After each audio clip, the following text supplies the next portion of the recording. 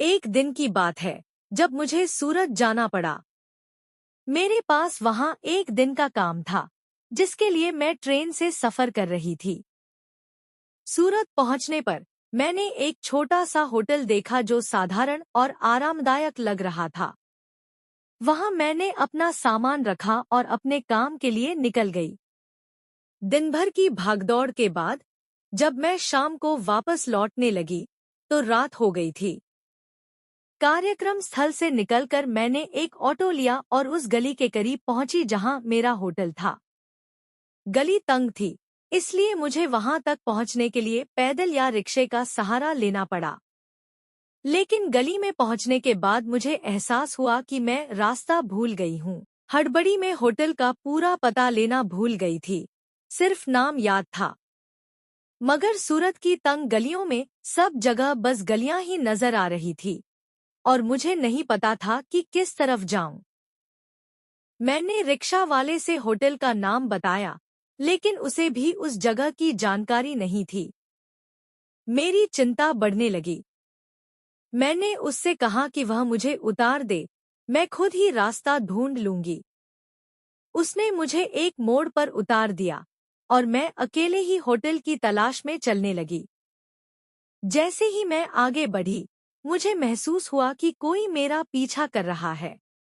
जब मैंने पलटकर देखा, तो वही रिक्शा वाला दूर से मेरे पीछे पीछे आ रहा था।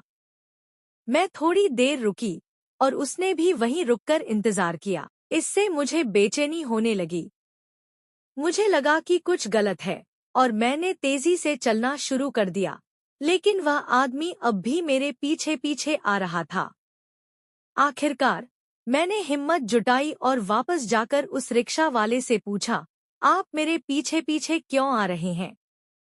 उसने शांत स्वर में कहा, आप रास्ता भटक गई हैं, इसलिए मैं देख रहा हूँ कि आप सही जगह पहुँच जाएं।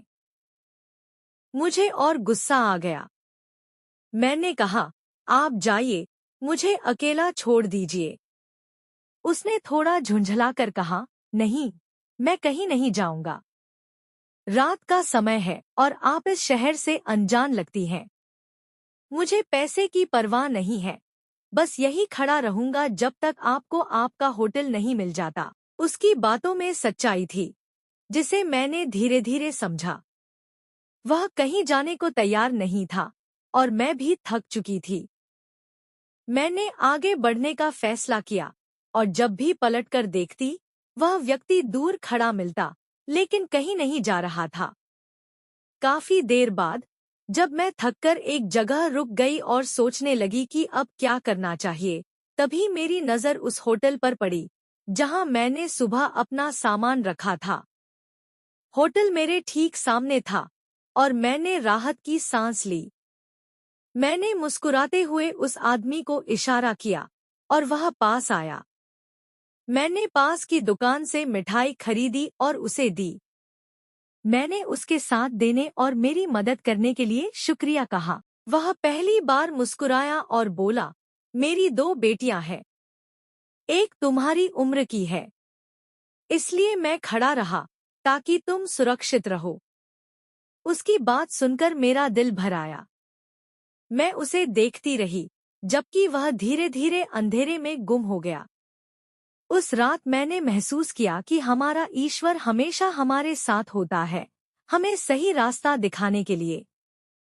मैंने बाहर की एक दुकान से चाय ली और अपने भीतर एक नई ऊर्जा और विश्वास महसूस किया। उस रिक्शा वाले ने मेरे लिए किसी देवदूत का काम किया, जिसने मेरे विश्वास को और मजबूत किया। सच में, भगवान हमें कभी अकेला नहीं छोड़ता, वह हमारे आसपास के लोगों के जरिए हमारी मदद करता है।